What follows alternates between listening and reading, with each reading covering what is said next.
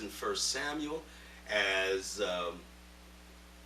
we can say blessed, blessed, blessed, as Hannah's circumstance turns into a family blessed.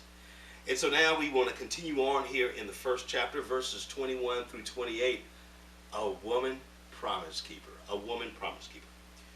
The next year, Elkanah and his family went on their annual trip to offer sacrifice to the Lord. But Hannah did not go. She told her husband, "Wait until the boy is weaned. Then I will take him to the tabernacle and leave him there with the Lord permanently." "Whatever you think is best," Elkanah agreed. "Stay here for now, and may the Lord help you keep your promise." So she stayed home and nursed the boy until he was weaned. When the child was weaned, Hannah took him to the tabernacle in Shiloh. They brought along a 3-year-old bull for the sacrifice and a basket of flour and some wine. After sacrificing the bull, they brought the boy to Eli. "Sir, do you remember me?" Hannah asked. "I'm the woman who stood here several years ago praying to the Lord. I asked the Lord to give me this boy, and he granted my request. Now I am giving him to the Lord, and he will belong to the Lord his whole life." And they worship the Lord there. You know, when you see something of this nature, so often somebody may say something. They may make a promise to the Lord. "I'm going to do this, and I'm going to do that. And I'm going to give my life in service." I recall when I was in the military, and there were some things that happened there. It looked like I was going to be on some type of restriction overseas. What happened is that I ended up having I was living in a home, and the home had a leak, and the water bill, came out to be quite a bit of money, and we were responsible for that. Me and my roommates who owned this home off base. And there was what was called administrative hold. Administrative hold means even if your time comes for you return back to the United States, it becomes somewhat of a diplomatic issue, and you can't go home.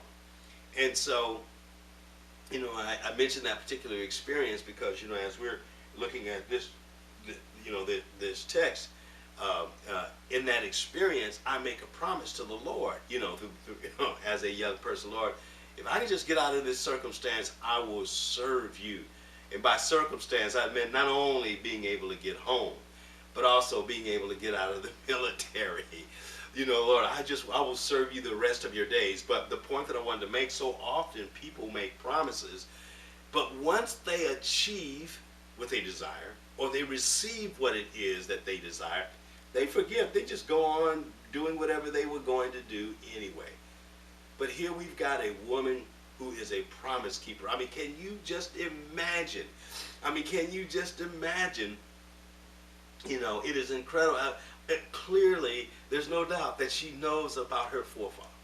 She knows about Abraham and his commitment of his son Isaac in such an extraordinary way. This is a major part of their history.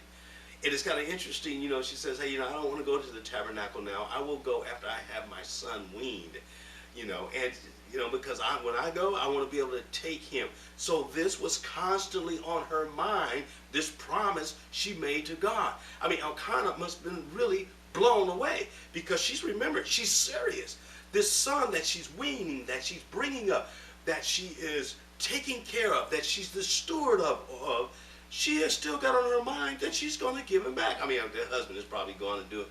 She ain't about that. She's not going to do that. But the time comes, they return, and she takes her son as a female promise keeper and says to Eli, "Do you remember me? I'm the woman who was praying. I'm the woman who made the promise.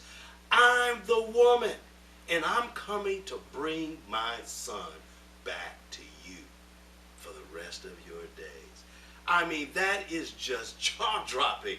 That is remarkable faith, remarkable constancy of purpose, remarkable dedication, remarkable promise-keeping, demonstrated by this woman.